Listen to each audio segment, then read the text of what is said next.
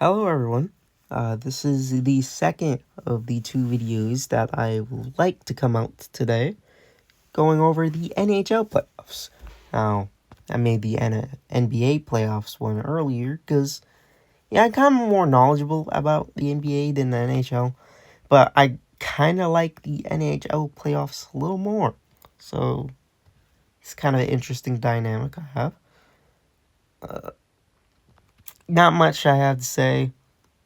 If you watch the NBA video and you're here, I very much appreciate it.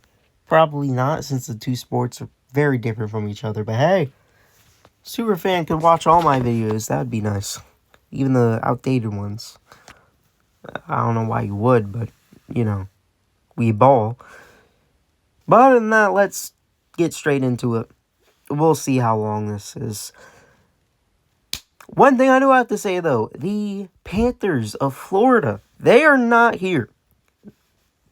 They did not make it. They were actually very bad this year. That was because of Barkov being injured. My favorite guy is Verhaeghe from that team, but he is not getting his third Stanley Cup in a row.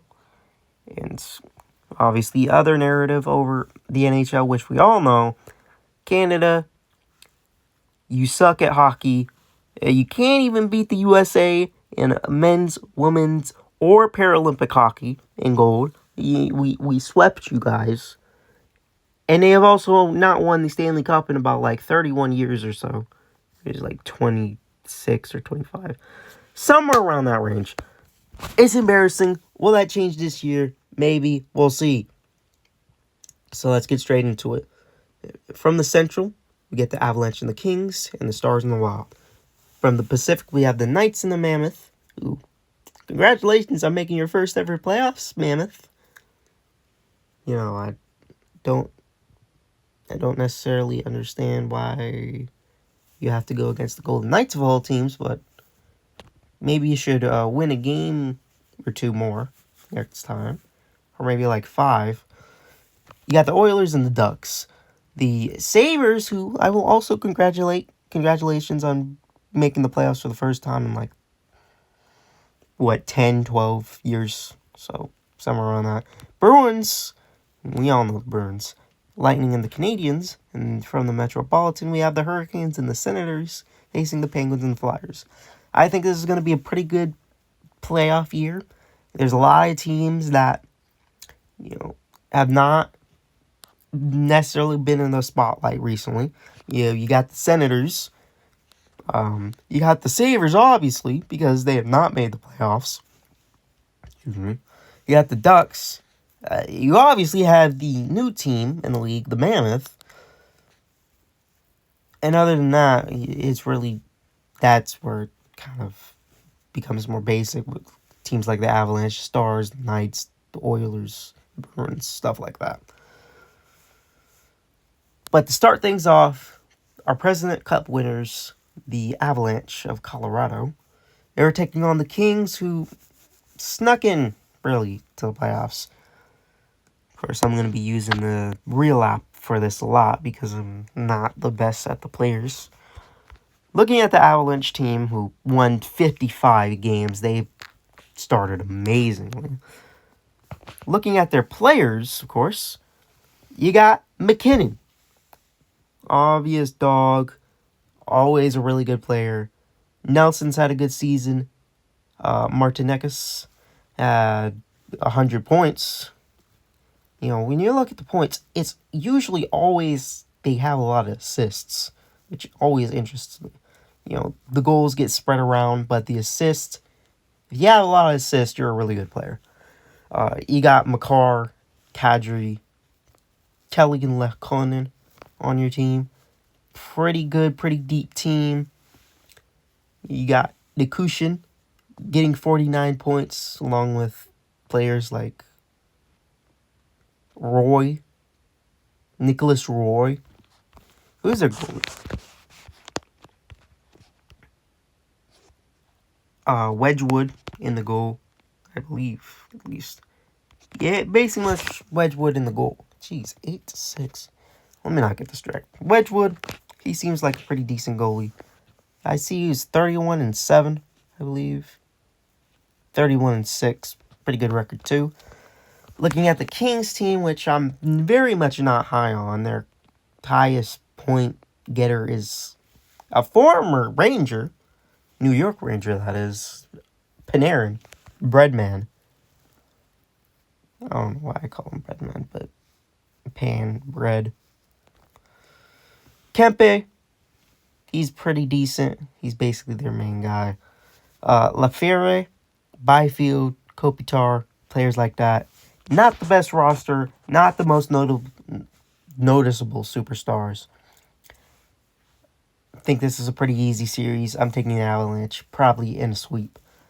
Stars in the Wild. I've always been high on the Stars. I've always liked the Stars. I don't really know why. They're just a pretty chill team. Wild. It always seems like the Wild own the Blues, who obviously Blues are not here. Very sad. Almost mounted the comeback. Didn't make it like last year. Probably didn't want to make it like last year. Because we don't talk about that Game 7. We don't talk about it. But the Stars, they're always a very good team. And they have a very good team this year again. My boy, Wyatt Johnson. You got Robertson. We got Rantanen. Sakin. Not Hintz. He's out with a lower body right now. Bork, Harley, Duchesne. Players like that.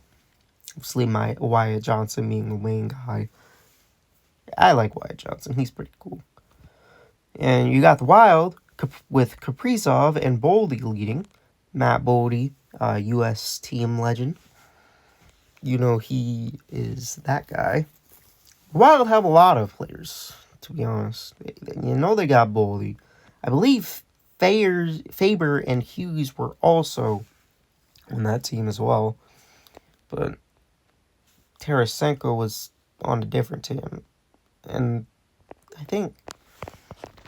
Was he on a national team? No, he was not. I thought he was. He seems like a very memorable name, but maybe I don't know. But Kaprizov being the main guy for the Wild. Both these teams are very good. I think this is going to be a very competitive series. I think it'll go to 6. But I'm riding with my boy and this team. Probably going to bandwagon them until they lose Stars. Looking at the next, we got the Knights and the Mammoth. Obviously, the Knights, they've been running the NHL for a while now. Won their first championship against the Panthers right before they started their 2-year escapade in the winning Stanley Cups like it's candy. And the Mammoth, who, before the Mammoth, Coyotes. We all know and miss the Arizona Coyotes. Very sad that they are not with us anymore. They're in purgatory. AKA, they're never coming back. But hey, there's always a chance. Looking at this Knights team, of course, you got the main man, another U.S. legend, Jack Eichel. Jack Eichel's always been a really chill guy. So... He gets a lot of assists. Hertel, you got Marner. Dorofiev, I think. Mark Stone, he was a Canadian. He always seems to go out right before the playoffs all too conveniently. Like this year, out for the perfect time. Playoffs start 22nd. He's back. I think they might have did it last year too. No, not last year. It was a year before that. I don't know about Mark Stone. You got Anderson at Barbashev too. And the Mammoth are basically the former Coyotes with a few tweaks. You know, you got Schmaltz, you got Gwenther, you got Keller. I like Keller too. He's cool. Kraush, Sergachev, Uyghur, Cooley, Peterka, those players like that. Even though the Golden Knights are the 1 seed in the Pacific, They got 95 points. I'm really not high on them. I'm not confident in them to do much. Will they beat the Mammoth? I think in 6 games, yes. But I don't think they're going to do too well in these playoffs. Next, you got the Oilers and the Ducks. Now, very happy to see the Ducks here. They've not been good as of recent, so it's good to see them in the playoffs. You got the Oilers, obviously. They made 2 Stanley Cups in a row, too. Unfortunately for them, they met the Michigan Panthers. Oh my gosh. I'm thinking of the UFO, my bad. The Florida Panthers, obviously. Met them twice. They got beat twice. Luckily, their owners are not here to play them, so they're probably pretty happy. Looking at both of their rosters. Of course, we all know who's on the Oilers roster. Mr. What is it? Never the bride, always the bridesmaid. Yeah, always the bridesmaid, never the bride. Connor McDavid, you know. It's always the one getting to the finals just to lose. Except for that one 4 Nations year. But we don't count that. And you got Draisaitl. He's been out for a lower body. I've heard that he might come back for the playoffs sometime. Sometime around the playoffs. I don't really know. And you got the very good third option of Bouchard.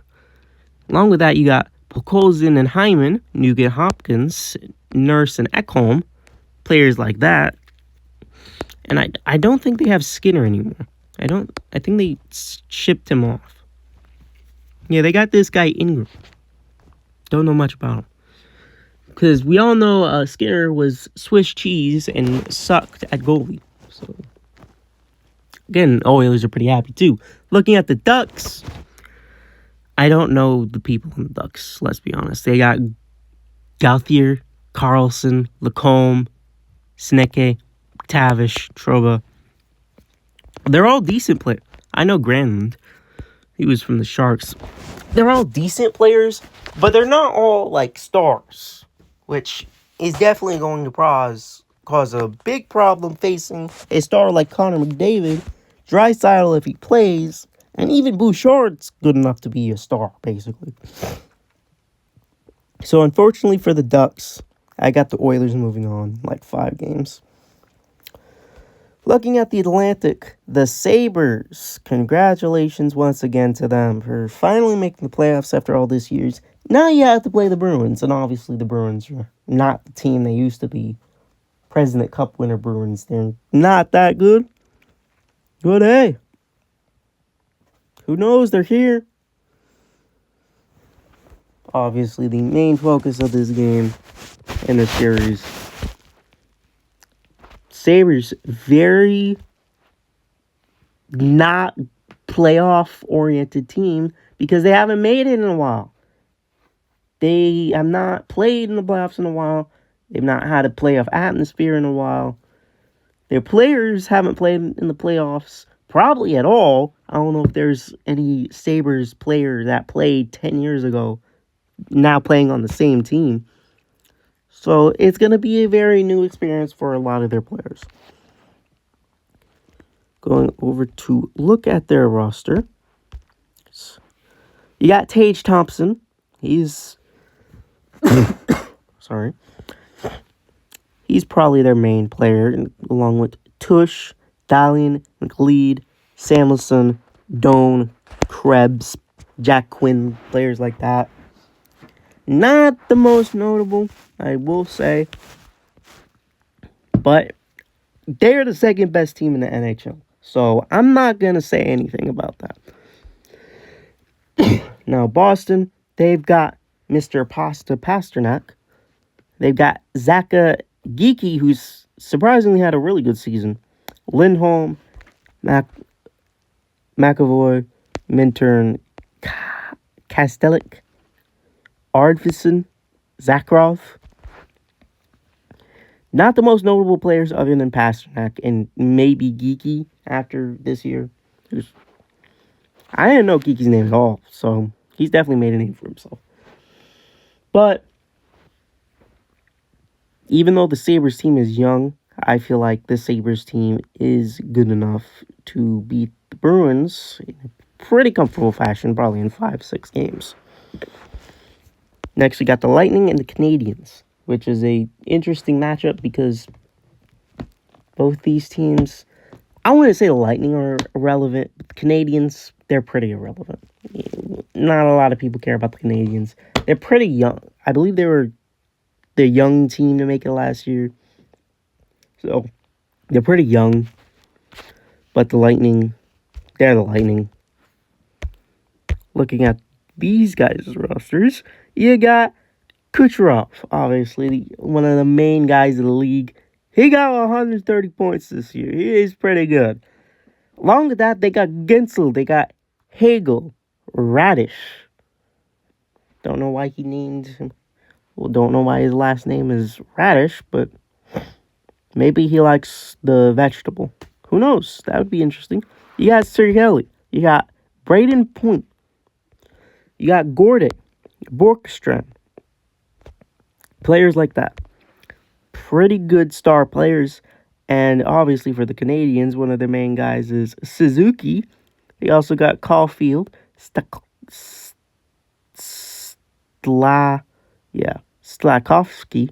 and Hudson and Dobson, Kapanen and Demidov, and Matheson, players like that. Canadians, decent team. I think the Lightning are going to be too much for them.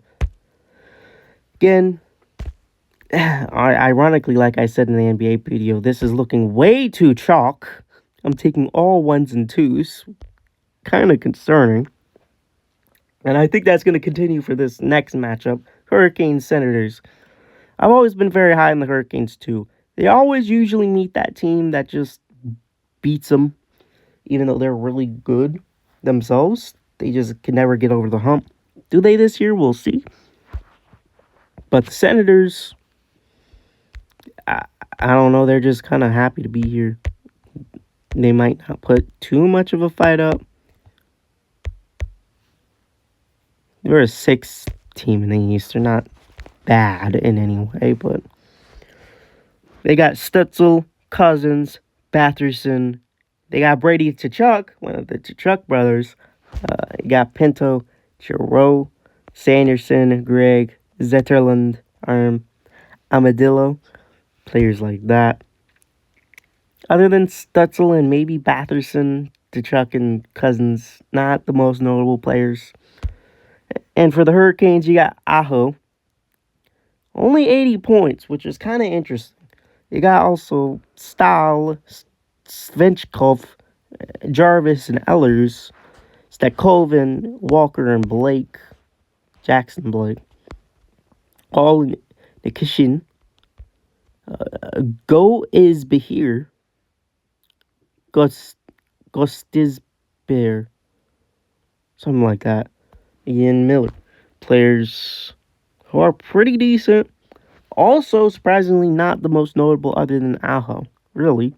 And so Jarvis. He's known. That's going to be interesting down the line. But Hurricanes, I think, are way too much for the Senators. And I have them moving on. Next, we got the Penguins and the Flyers. Our final matchup of this first round. And it's probably the most interesting because it's the most who really cares. These two teams aren't really the most relevant right now. I know the Penguins have been good in the past, really. You know, they used to make the playoffs every year, really. Now, they're not as much. And the Flyers are the Flyers. They're just kind of there. Looking at both these rosters, Flyers got Dvorak, Kocheny, Tippett, Cates, Zegras, Cotier, Sanheim, Michkov, York, and Sealer. I don't even know their main guy. That's really what I'm talking about with the Flyers. They're just kind of there. They don't really have a superstar like other teams. And Penguins, you know the main guy, the one and only Sidney Crosby. The Canadian legend who got injured and could not play in the finals of that Olympics game. So they also have Rust. They got Mentha. They got Carlson. They got Raquel. They got Malkin. They got Kendall. They got Novak. Chikhanov. Dewar. Yeah, again, this team does not have the most noticeable superstars, other than, of course, Sidney Crosby, who is, I'm not going to say on his way out, but definitely reaching the age where he should consider retiring. He's had an amazing career, but he's getting a little old. This is probably going to go to 7 games due to how awfully mid it is.